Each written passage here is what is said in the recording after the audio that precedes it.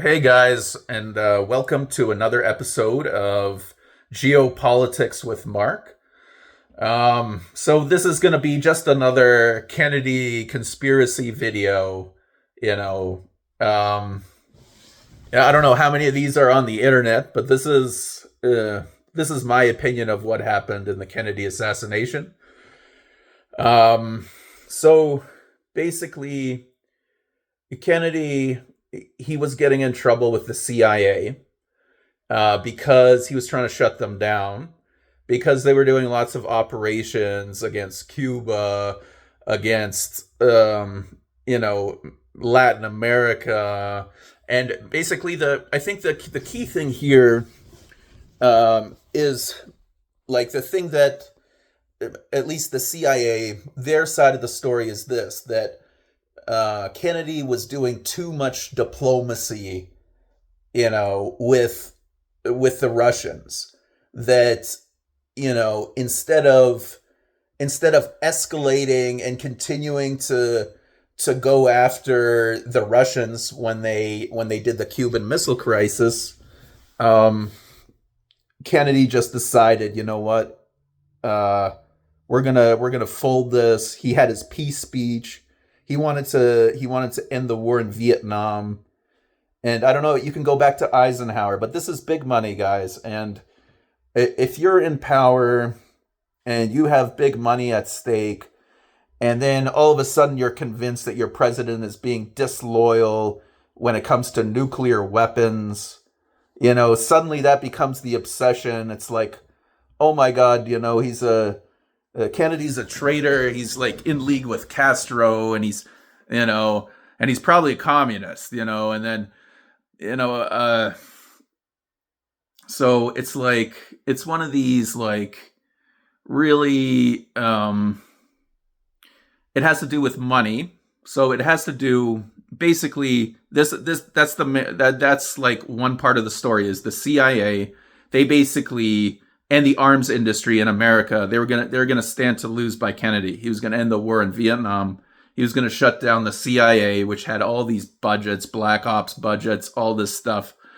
And so that was a no-no. And then the second part of the equation is the Mossad, is Israel. So Israel was seeking nuclear weapons. And now Israel shouldn't take offense because, honestly, they went through so much stuff, the vast majority of Israelis, like in Europe. So you have to understand their whole mentality, their whole why they are the way they are is because of Europe and because they were basically excised from Europe for over 2,000 years of being there. They don't even remember when they came to Europe. That's how long they were there. You understand?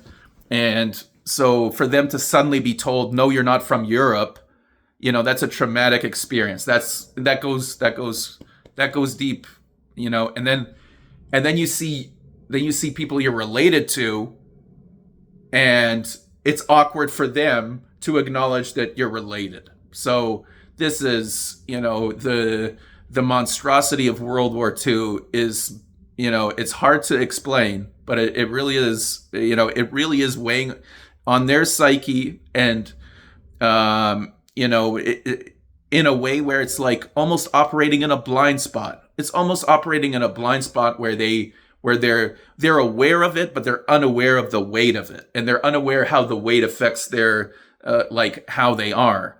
So this a lot of it's like pain. It's like pain to do with like were they not courageous enough? Is there some lack of courage that somehow they were led off, to their deaths? And this is what the state, the propaganda of the state sort of like builds them up on, that, the rest of the world is dangerous, and that, you should be strong, you should have been hard, and it's basically this psychology of, if you're tough, you won't cry, and then if you won't cry, things will be good, but you're not really, because you want to cry initially. It's like you have to address that portion of it without, sort of forcing over it. So, honestly, this is human tragedy.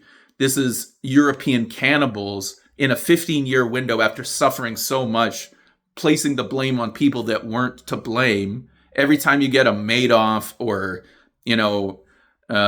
Epstein, these are billionaires. This happens, this happens, but you don't blame an entire race. Okay. That's crazy. That's lunacy. You're a degenerate. Like, if you're blaming the wrong people. So, yeah. That's why I can't get along with Hitler. It's just, he was wrong. He didn't have any case, and then he was killing civilians. So, it's unfortunate, but that's the history. So anyway, this brings you to the creation of Israel. So Israel is basically, being created from a genocidal starting point where the British are telling them, look, yep, we've got land for you.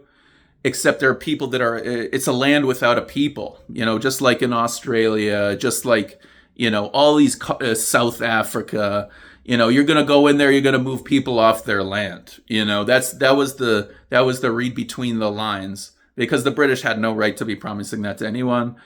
And, so, but these people just survived World War II. You've got, what's his name?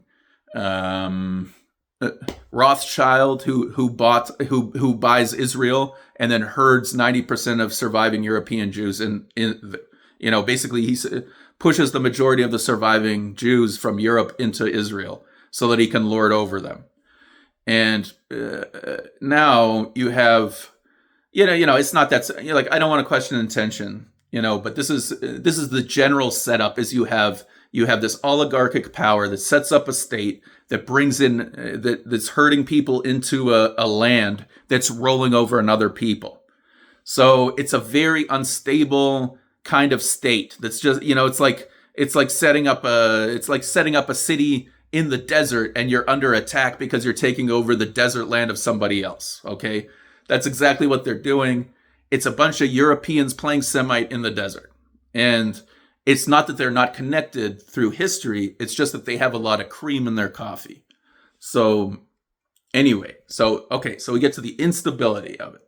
So it's an unstable place, all this fighting from the very, very beginning, and Netanyahu's brother was there fighting, and now Netanyahu's there fighting. It's this whole, they were born into fighting against Palestinians because the state itself is already in motion, basically rolling over those people.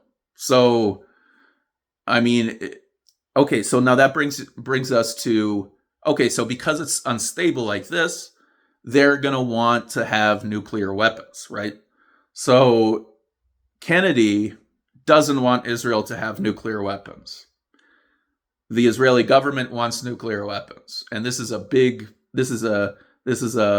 point of contention. And then there's some other things too, where Kennedy is like dismissive of Israel, doesn't like Israel, and I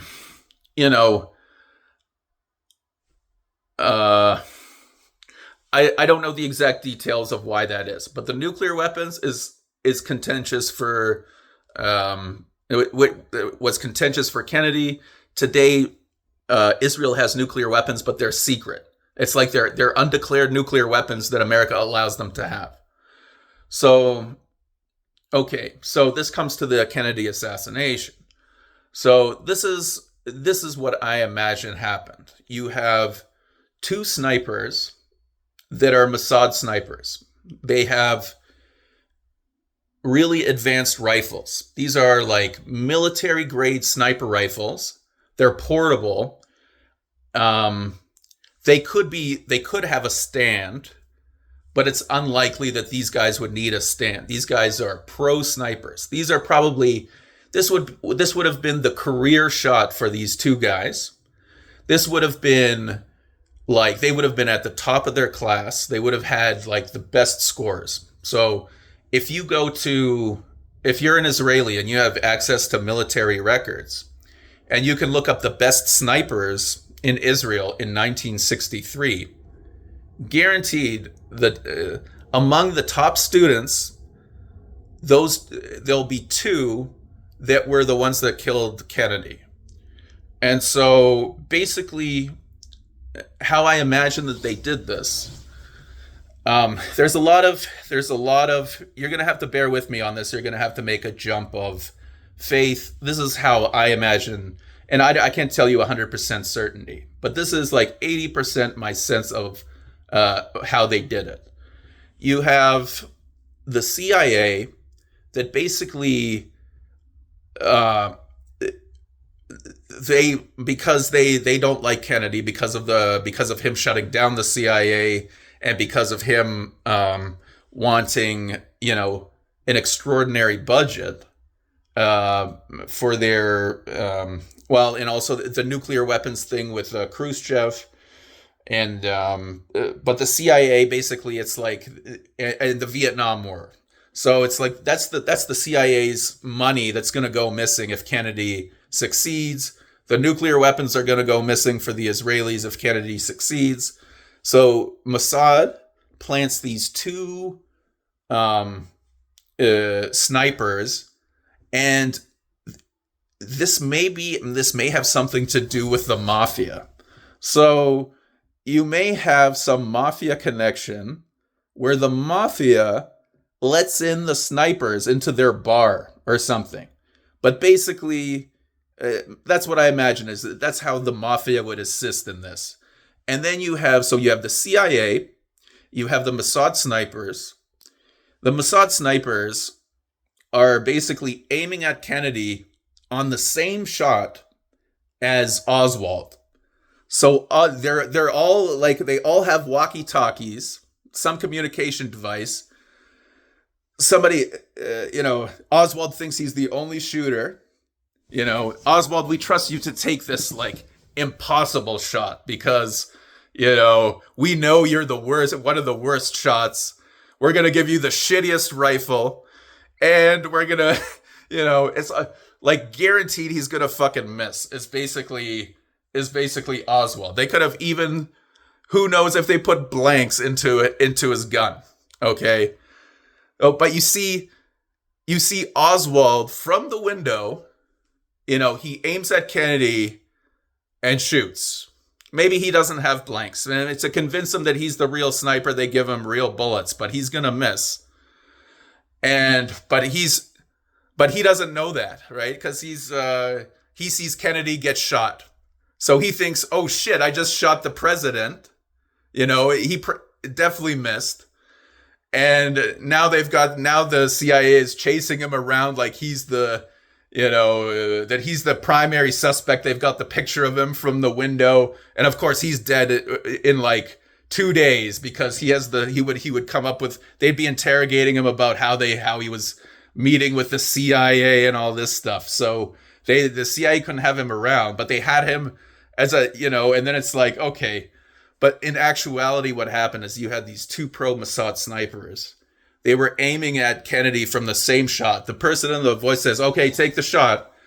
And so they basically, they wait till they hear the rifle crack and then they shoot.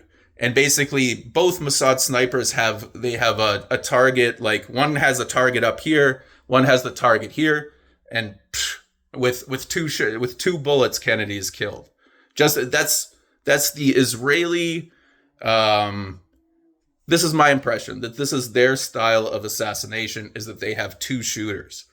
So, and I saw this again with Charlie Kirk. So basically it's this assassination style where they don't want to miss. It's like,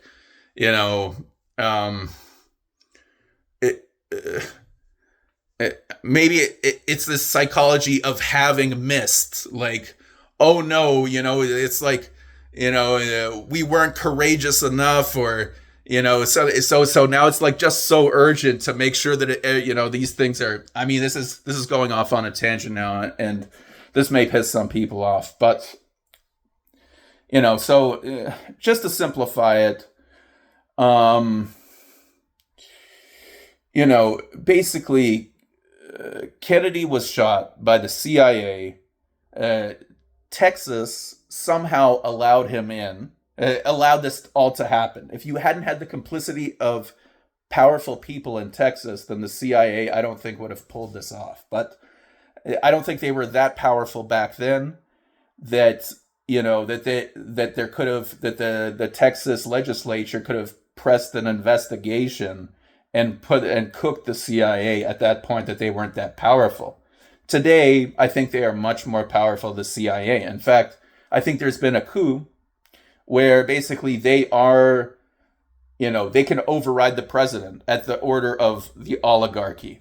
So this is just it's a wake up call for the structure of the government.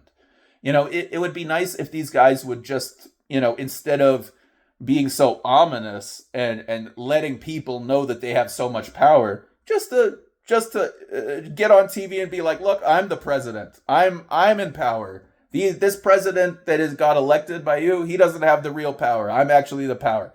And my name, and I'm going to give myself a different title just to let you know, that I'm the real power. It's almost like having Elon Musk in the White House, just to let people know that these guys are the ones with the power. Elon Musk is one of them, right? And there's like, how many of those guys are there, right? So, I mean, it really depends. I think, Trump, it's up to Trump. But to me, Trump has too much to lose. He has family, he has money. He doesn't want something horrible happening. He wants to have a nice, stable, he wants his people to have a nice future, I think, as a father, right? However, basically, that means that the president is, he is under control of he's basically handled by the deep state or the CIA, to the point where it's like when he was talking about ending the Ukraine war early. This was maybe, this was during his election season. This was still contentious time where, there was an impression that the Ukraine war was winnable, or at least there was like some holdout that maybe it could be possible. So you have these people in the deep state that are just like, they're going long. They're like, come on, is there something going to come from this? And it's like, no, nothing. It's like they were misled. They set it up in the 90s, the early 90s. And basically, they're going to, it was about nuclear weapons. They were basically misled. They were scared by nuclear weapons. The nuclear weapons were used to basically create the pretext to allow NATO to expand up to the border, which then caused Russia to come back into Ukraine. And, they knew this in 2000. The deep state, the CIA, the State Department, they knew in 2000, if they did this, it was going to destroy Ukraine, most likely. And maybe they could get some money out of Ukraine to make it worth it. At any rate, the arms industry was going to win big because it's an excuse to take money from the people, not spend it on infrastructure, and pocket it into the arms industry. And so, and these guys are the ones that are setting the laws. So it's like, oh no, it's like if there's not war, that means we're out of business. So we better come up with a war so that we're in business. It's this really, it's money war to pilfer the population, which is becoming apparent, and that's why, that's why things are declining. So it's like this can go on for a while. There can be a happy medium where it's like you're doing real defense for real things, but the overriding reason is a profit motive.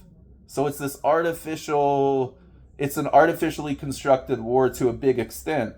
And, people that understand that, people that see that realize, it's like the war is the casino, is gambling at the casino, and the arms industry is the bank. So they want to set people up to get into wars and things like this. So this is what happened with Ukraine. And, they're owed so much money. It's unbelievable. They're owed things they can't even be paid back. I mean, I'll never forget how Ukraine was set up. I hope they're forever welcome, other than the Nazis in North America. And something about that, they have 3% of their population are Nazis. But what they did with the West when they promoted them, they basically took that 3% and they tried to extend it over the whole country, using their slogans as the main slogans and all this to confuse people. And now it's like, now Putin is coming west and he's fighting the Nazis. So now it doesn't matter which Ukrainians are there; they're all kind of brushstroked as the Nazis. So it doesn't feel so bad for the West when we're feeding them to the meat grinder. So, it's a very tragic situation. But honestly, it's about the nuclear weapons to end the war. So basically, you need America, Russia, China to have a nuclear treaty. I think the New START treaty is what was going on. And I think Putin is extending that. And it basically, once those longer term nuclear treaties are agreed upon, that creates a better trust between America, China, Russia. Now the war in Ukraine is over. Now there's not going to be a war with China. Now more business can go both ways, east, west. So, honestly, guys, Ukrainians are owed so much. You have no idea. You have no idea how they were set up. You have no idea. These young people, they weren't born. They weren't even born when this war was set up on their behalf. And they don't realize that they were subject to propaganda their whole time growing up. And so, it's something I'll never forget. So anyway, okay. I think I've deviated from the story a little bit, but I was initially telling the Kennedy conspiracy story. So basically, we just saw Charlie Kirk assassinated. This was the same thing as Kennedy. So basically, you have a Mossad plant that's approved by the CIA, where a billionaire is the money, and everything is cool because that's the top-down structure. It's like if you can pay for,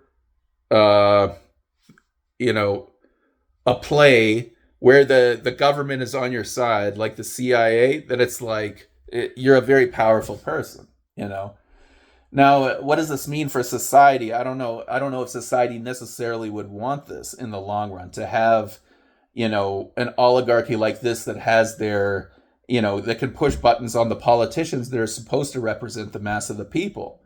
But to be honest, that system has not represented the mass of the people, at least since the late 80s.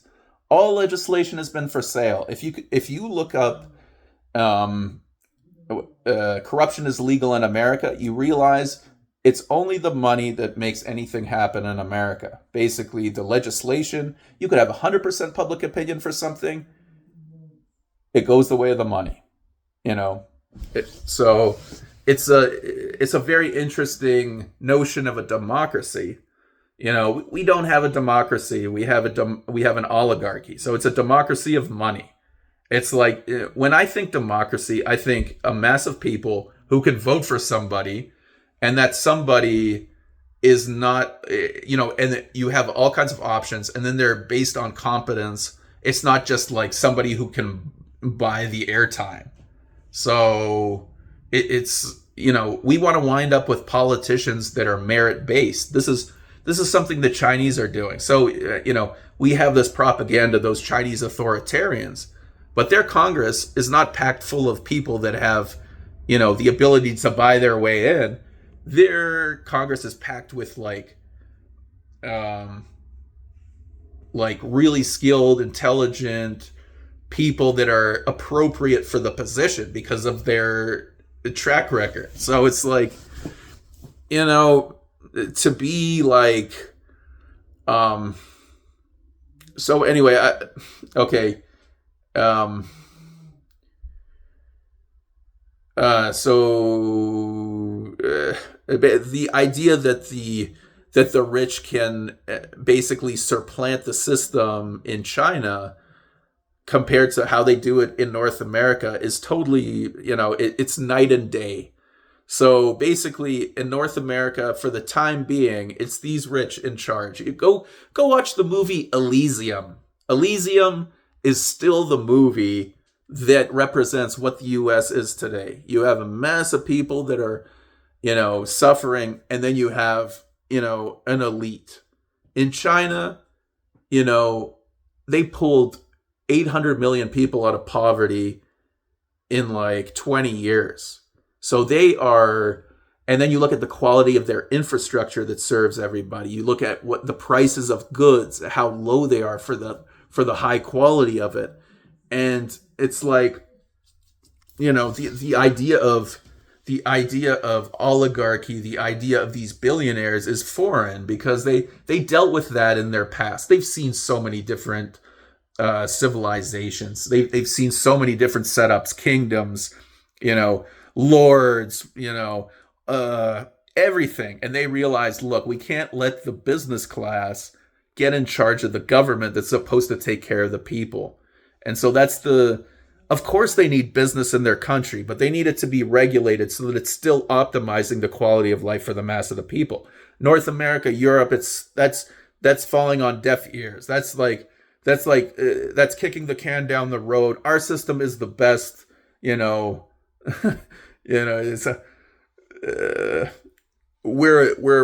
we're rich as hell because we're taking money out of our colonies. They depend on us because they buy our food. If they don't sell us their infrastructure, if they don't keep their labor for our use, and if they don't lower the wages, well, then we'll just starve them. It's like this is the bullying of the West that's been going around the world, pretending to develop it, turning countries into colonies, and now it's like a total reversal. Well, it's not a total reversal, but it's like there's another option in the world. So now that to the extent that there's a bully in our system, the bully is got to work his way out of the system because it's not going to be successful. So that's the beauty of the coming world, that the BRICS are coming up and that America can basically plug into the BRICS. So anyway, guys, now this the Charlie Kirk assassination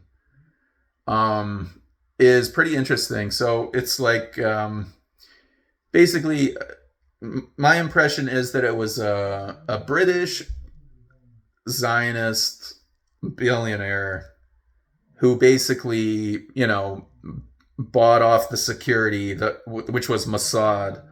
You look at these burly guys, they look like they were in the Mossad, okay? You have the guy that's like shooting a camera gun. You have the guy that's shooting the zip gun. You have the guy that's shooting a cell phone gun. So literally you have a team of Mossad agents that have Charlie Kirk in 3 dimensions, and they're basically, one of them may have missed, but it's clear that 2 of them probably hit. So you got definitely the guy that with the zip gun got him in the throat, and then maybe the guy also got him in the side of the head. So you see the throat recoil from the shot to the throat, and then you see his head flop over like this. Why like that? Because there's their shot that knocked him on the side of the head. So, in my opinion, this was also, a Mossad setup, and it's the same kind of thing as Kennedy. So you have the CIA that allows the Mossad to set up a hit, and that's it. It's like,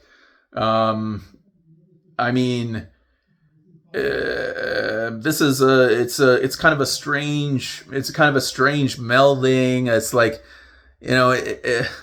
is it one country now, or it's like what this Britain, America, Israel. You're not sure where it begins, where it ends, and then you have Europe. Europe is just like, it's like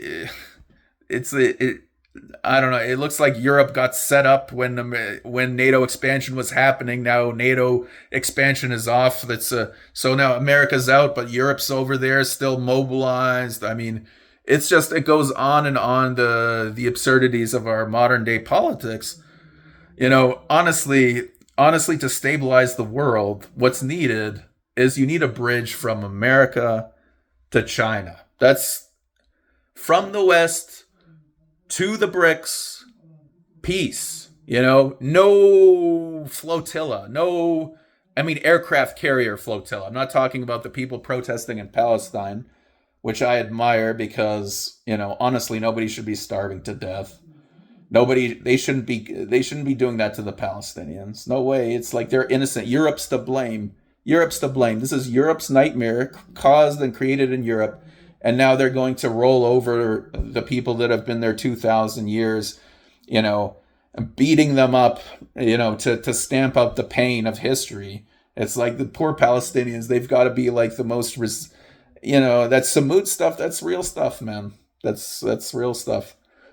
And, but that's, it's like, you can give them a break too, you know. It's like yeah, Samud is great, but it's like I don't want to have to see any more Samud actually. That's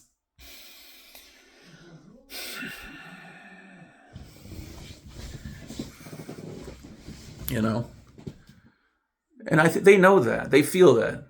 Netanyahu knows that. He feels it. He knows that it's Europe's fault, that he's doing a bad thing, that the Palestinians are not really the bad guys when you look at you know, how it unfolded. It gets personal when they kill your family, and it's like, okay, they're battling people in gunfights and this, and it's like, well, they could choose not to fight and all this stuff, right? So it's like there's some element of that. But if you look at the bigger machine, what he was born into, this machine that's already rolling over their land, he knows that. He knows that's wrong. Anyway, that's Europe. Europe should have made Israel's entry into Israel much easier. They should have paid all kinds of money to the surrounding neighbors to make them comfortable, to give Israel room, not so that they had to go and start clearing people off of the land. That's really embarrassing, and that's really evil. I don't know how else to put it. It's like you're taking survivors and then you're having them be the bad guy now. It's just like it's messing with people on levels that's just like unfathomable almost. Where it's just like, geez, they should be given a break. They're Europeans. They started out 2,000 years ago coming to Europe. They don't remember when they came to Europe. They've been there that long. And to put this trauma on them is, and now the Palestinians have to pay for that. I mean, oh my God. So anyway,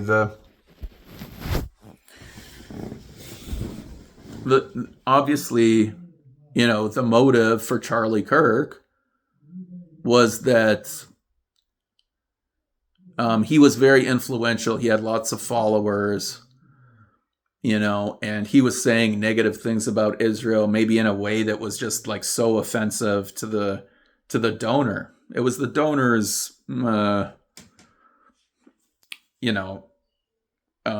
wouldn't say that it was necessarily Netanyahu, although Netanyahu had to get on TV right after. He knew it was going to happen. So, but this is the first time I'd heard of Charlie Kirk. Like, I don't know. I feel bad for him. You could see on his face he felt guilty. Like, but he felt like is it going to do something, some shock value, in order, because they're under so much pressure with Iran, right?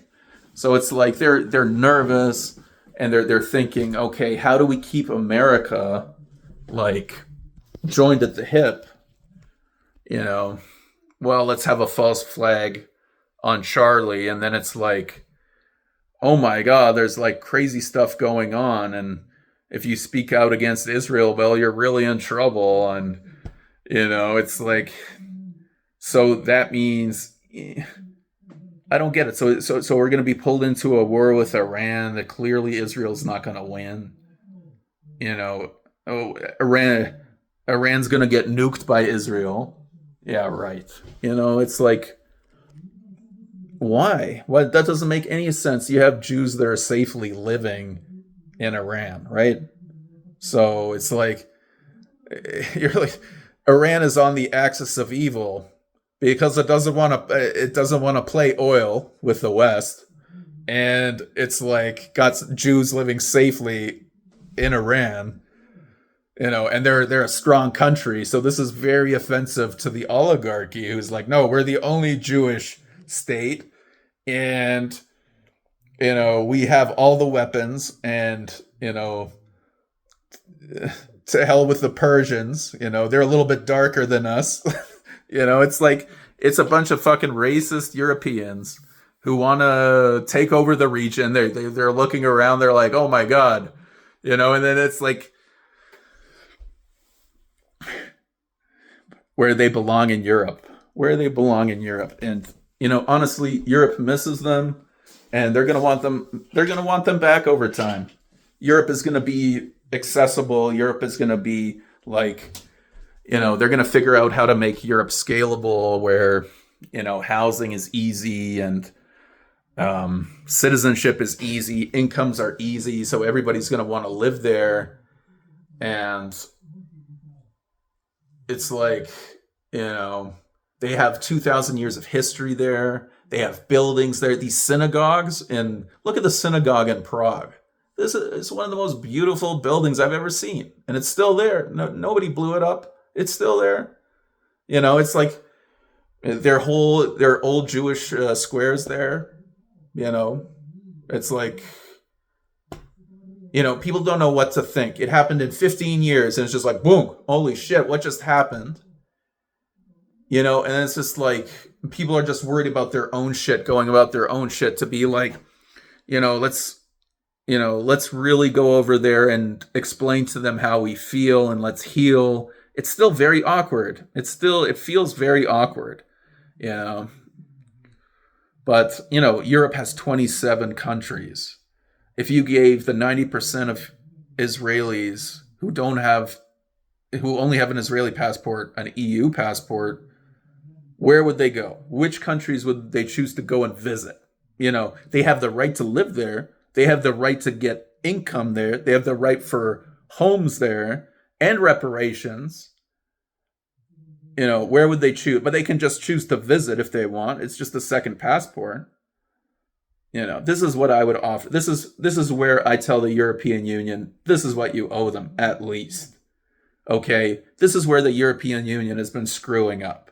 This is where the European Union has not put on their empathy hat, and instead is kind of like sitting back and watching the scene, and is like, oh, they simply can't get along, or some shit like that, where it's like, where it's like the Europeans are trying to explain away their guilt by saying, oh, look at what they're doing now, and this makes me feel less guilty, But in reality, it makes me feel more guilty. Why? Because Europe is to blame for the first Holocaust, and now it's being to blame for this second one. So it's like the evil began in Europe. Europe is responsible for what's happening to Palestinians. Europe also owes reparations to Palestinians for a long ass time. And I won't forget that. In addition to how Ukraine was set up, I won't forget that either. Now, oh yeah, okay, so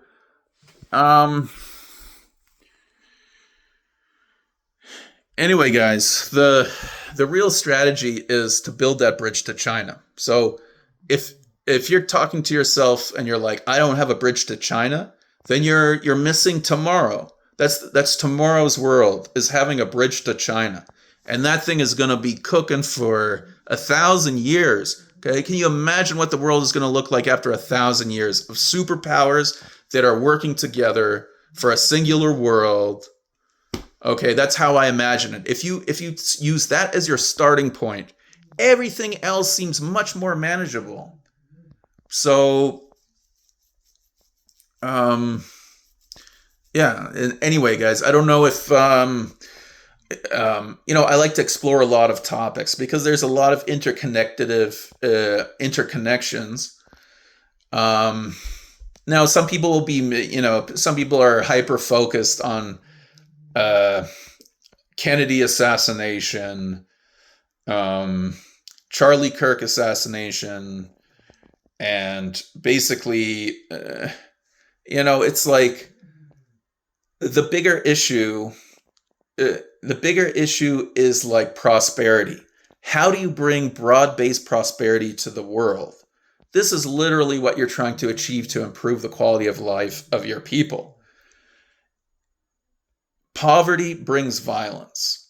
So if you're in an area that has poor people and you're also stealing their land and you're putting them into prison, it's going to generate hatred. It's going to generate recoil. It's going to generate violence, right?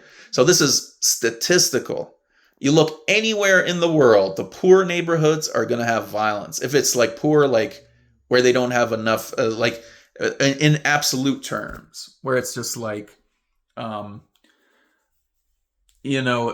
starvation. It's like, oh my God, if I don't get food, I'm going to starve to death. And so they're willing to battle you for your food. It doesn't matter, either they're going to die or they're going to eat, and it's like, that's a really, horrible situation to put people into. And then you understand why that would bring them to violence, right? We can be normal about this. People have needs. People need to procreate. People need to establish their own things. And if it's inhibited, then that's where you're gonna get the fights. So it's like, basically Israel is trying to bring security to its region through force, but unfortunately, it's surrounded by other people who also have force, and so the whole premise of the setup is like it's premised on weapon defense, where it should be premised on prosperity-based defense, where basically you're, as a developer, you're looking around the region and you want to find the poorest neighborhoods, and then you want to develop the shit out of those neighborhoods, where it's like, look, this is going to be a hazard. It's like, it may be your nice historical home, but we're going to have to upgrade the shit out of it. It's going to need new plumbing. It's going to need, make sure it's got a new boiler in there. It's got to have double pane windows, et cetera, et cetera. There can't be shit that looks like it's going to be from a poor place that's going to make people upset. How much is it all going to cost? Well, bill Europe. Come up with something reasonable. Look at what the Chinese can build. Look what they can put up in matter of a week, with their construction technology. It's just, basically, this is my sense of the situation, is that if Israel really wants to survive in the region, it has to lean on prosperity-based defense, and it builds Europe. It builds Europe, and it makes the region livable, So, okay, but anyway, so coming back to these assassinations are like from a place of desperation. So it's like you're desperately trying to control the narrative. So it's like through force you're trying to silence a narrative, but obviously, why the truth can't be overcome by force. So, yeah.